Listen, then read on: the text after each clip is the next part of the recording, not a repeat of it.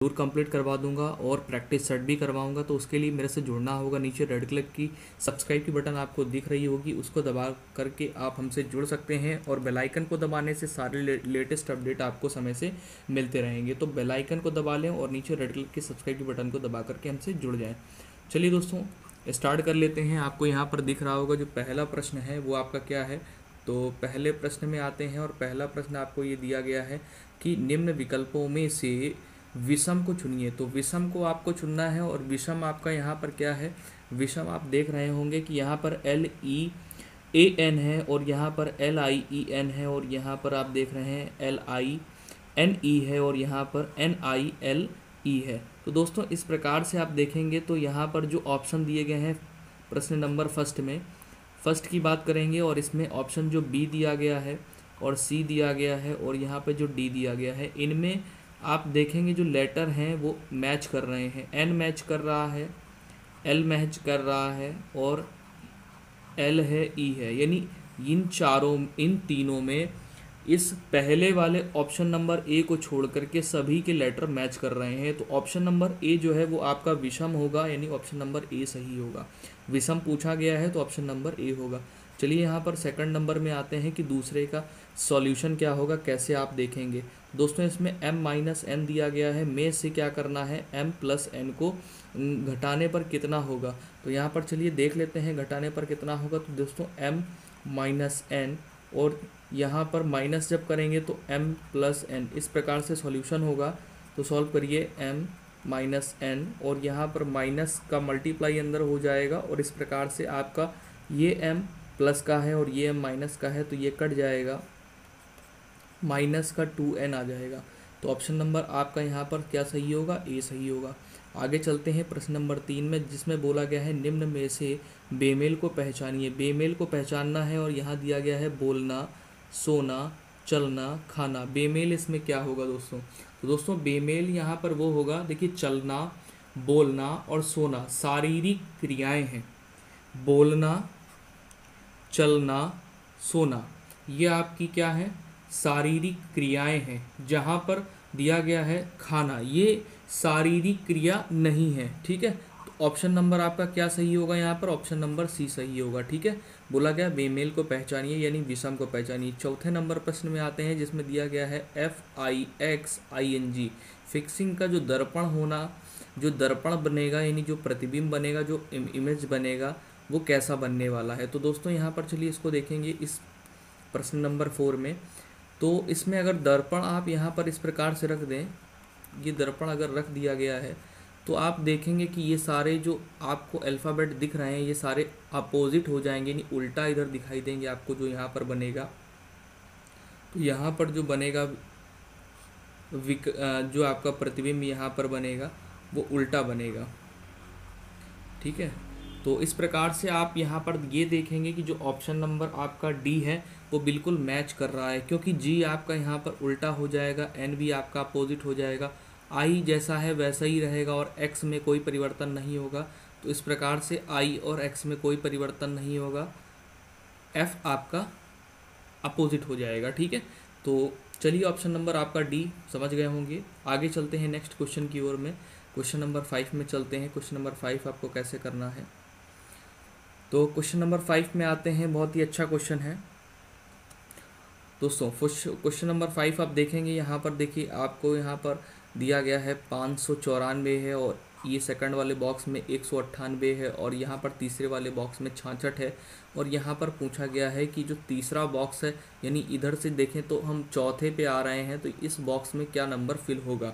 तो दोस्तों ये 4 ऑप्शन दिए गए हैं, 11 दिया है, 12 दिया है, 33 दिया है और 22 दिया है। तो आप अगर ध्यान दें तो ऐसे क्वेश्चन में क्या किया करिए कि जो आप यहाँ से देखेंगे या तो ये इसका मल्टीपल होगा 66, या तो इसका मल्टीपल होगा, या फिर इससे ये एडिशन होगा। तो एडिशन यानी इन दोनों के बीच का अंतर नहीं।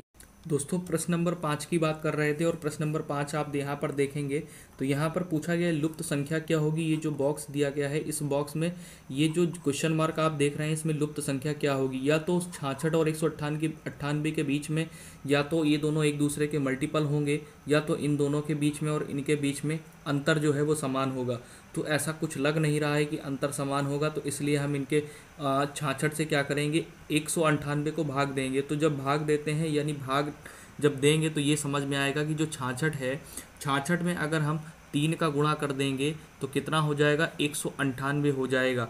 दोस्तों उसी प्रकार से 198 में हम अगर 3 से गुणा कर दें तो 594 हो जाएगा।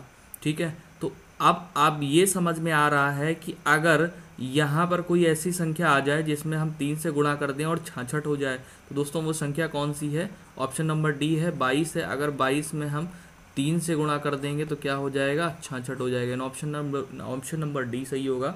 चलिए, प्रश्न पसंद आ रहे हो और आपको सॉल्यूशन पसंद आ रहा हो, वीडियो पसंद आ रही हो, तो दोस्तों शेयर कर दिया करें और लाइक कर दिया करें, जिससे मुझे थोड़ा सा मोटिवेशन मिलता रहे और मैं आप लोगों को अच्छी अच्छी वीडियोस प्रोवाइड करता रहूं।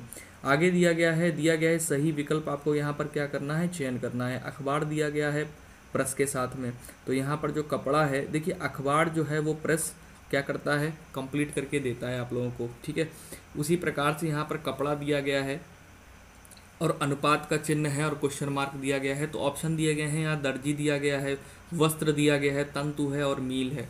तो यहाँ पर ऑप्शन नंबर आपका क्या सही हो सकता है। तो दोस्तों यहाँ पर जो लोग ऑप्शन नंबर जा रहे हैं कि देखिए अखबार प्रेस के साथ में है, यानी अखबार को कौन छापता है, प्रेस, उसी प्रकार से कपड़ा जो है वो कौन बनाता है, मील बनाता है। तो ऑप्शन नंबर आपका यहाँ पर डी सही हो जाएगा। ठीक है, नेक्स्ट आते हैं यहाँ पर क्वेश्चन नंबर 7 में, जिसमें दिया गया है कि विषम का चयन करें। दही दिया गया है, मक्खन है, तेल है, पनीर है, क्रीम है।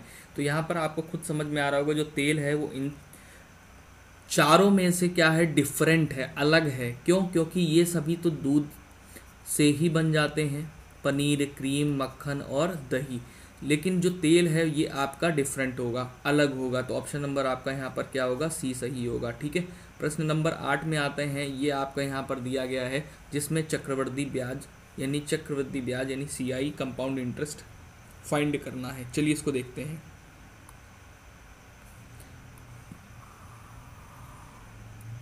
देखिए यहाँ पर आएंगे और देखेंगे बहुत ही सिंपल सा मेथड क्या है, जिससे कि हम इसको प्रिपेयर अच्छे से कर सकते हैं।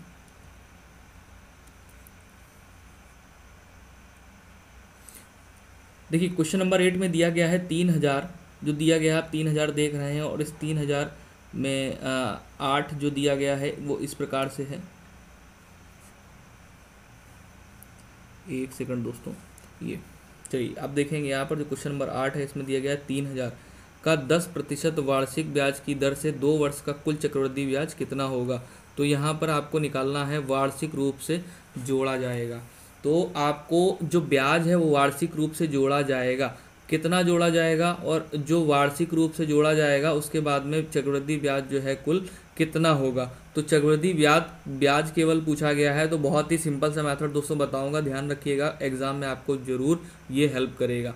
तो दोस्तों यहाँ पर जो आपको राशि दी गई है वो 3000 दी गई है, और इस 3000 का जो 10% वार्षिक ब्याज की दर से 2 वर्ष का कुल चक्रवृद्धि ब्याज कितना होगा।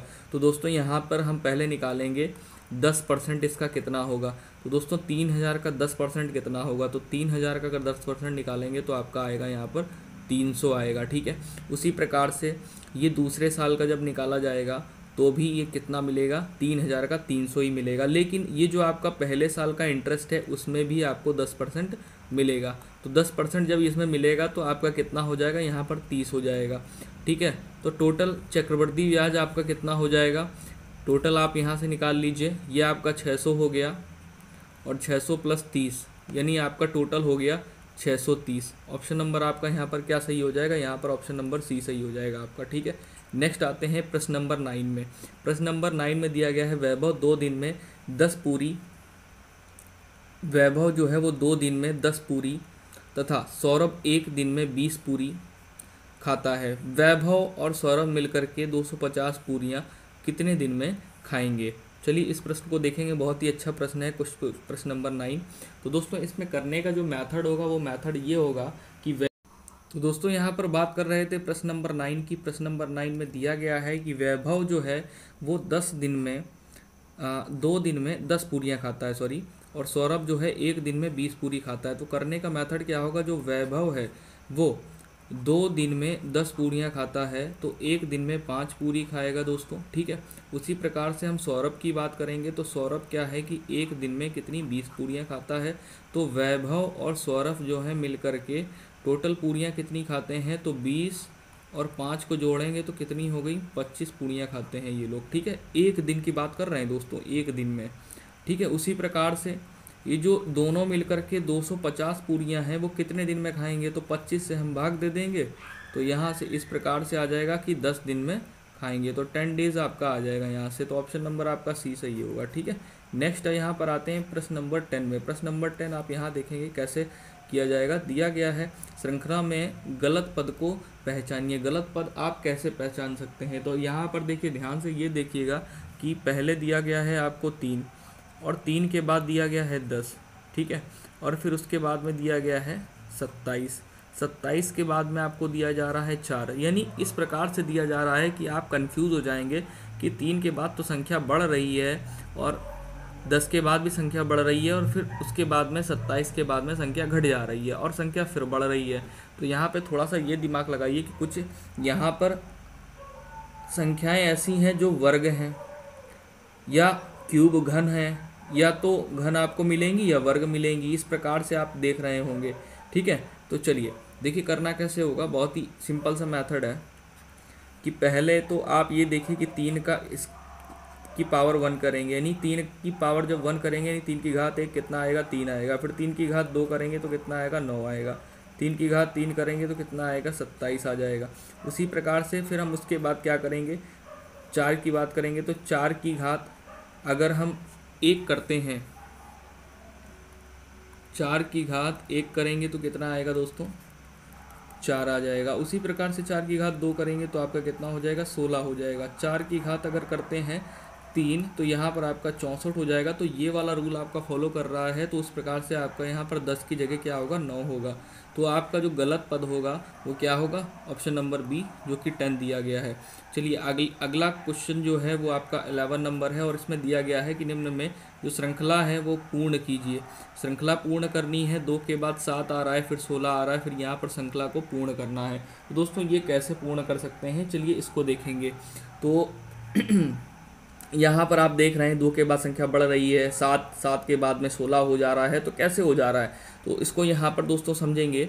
देखिए 2 है, 2 के बाद में 7 हो जा रहा है, यानी इनके बीच का अंतर कितना है, 5 है। फिर 7 और 16 के बीच में अंतर 9 है। तो ये बड़ा कन्फ्यूज़न क्रिएट कर रहा है, लेकिन समझने का तरीका ये है, देखिए कैसे समझेंगे कि यहाँ पर 2 में क्या करेंगे, 2 में 4 से गुणा करेंगे और 1 को माइनस कर देंगे। तो 4 दूनी 8, 8 में 1 माइनस होगा तो 7 हो गया, ठीक है। 7 में क्या करेंगे, 7 में क्या करेंगे, इस प्रकार से अगर आप 2 का गुणा कर देते हैं, 7 में अगर आप 2 का गुणा कर देते हैं तो क्या होगा, नहीं होगा, क्योंकि 7 दूनी 14, 14 में 1 माइनस करेंगे तो 13 हो जाएगा। इस प्रकार से आपका ये रूल फॉलो नहीं होता। लेकिन इसमें थोड़ा सा परिवर्तन अगर आप करते हैं, कैसे कैसे थोड़ा सा परिवर्तन करते हैं, देखिए उसको समझिएगा।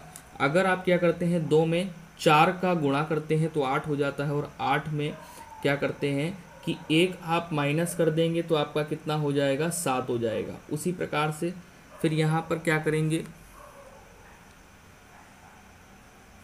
ये समझिए कि यहाँ पे अगर आप 4 का गुणा कर रहे हैं तो यहाँ पर 28 हो जाता है, और 28 ये तो रॉन्ग हो गया, ठीक है, ऐसे करना ही नहीं है आपको। तो सही जो सिंपल सा मेथड है वो मेथड आप यहाँ समझिए इसका 11 नंबर का, कि पहले 2 में किसका गुणा करेंगे, 4 में 1 का गुणा करेंगे और यहाँ पर 1 जोड़ देंगे, ठीक है। तो यहाँ पर आपको गुणा नहीं, यहाँ पर आपको प्लस लगाना है, ठीक है। तो यहाँ पर हो जाएगा 2, 4 एकम 4 और ये 1, कितना हो गया, 7 हो गया। उसी प्रकार से आगे आते हैं और यहाँ दिया गया है 7, और यहाँ पे 4 गुणे 2 करेंगे और प्लस 1 करेंगे, तो आपका यहाँ पर हो जाएगा 7 हो गया, और 4 दूनी 8 प्लस 1 हो गया। तो आपका यहाँ पर 15 1 16 ये हो गया, ठीक है। इस प्रकार से करेंगे। तो अगर आगे आप जब करेंगे इसको तो दोस्तों हम लोग यहाँ पर 11 नंबर प्रश्न की बात कर रहे थे, तो यहाँ पर सारा आपने सॉल्यूशन समझ लिया कि कौन सा मेथड काम कर रहा है। तो 16 में क्या करेंगे, यहाँ पर गुणा ना करके हम क्या करेंगे, यहाँ पे जोड़ेंगे। जोड़ेंगे किससे, 4 में किससे मल्टीप्लाई करेंगे। देखिए यहाँ पर 4 में 2 से तो मल्टीप्लाई कर चुके हैं, अब यहाँ पर क्या करेंगे, 3 से मल्टीप्लाई करेंगे। जब यहाँ पर 4 में आप 3 से मल्टीप्लाई करते हैं और 1 को जोड़ देते हैं तो 16 हो गया, और यहाँ पे 12 हो गया और प्लस 1 हो गया, तो 8। यहाँ पर 16 और 16 और 12 को जोड़ेंगे तो आपका कितना हो जाएगा, 28 हो जाएगा, और 28 में 1 जोड़ेंगे तो आपका 29 हो जाएगा। ऑप्शन नंबर आपका 29, ऑप्शन नंबर बी सही है। चलिए आगे यहाँ पर क्या दिया गया है इसको देख लेते हैं। आगे आपका क्या दिया गया है ये देख लेते हैं।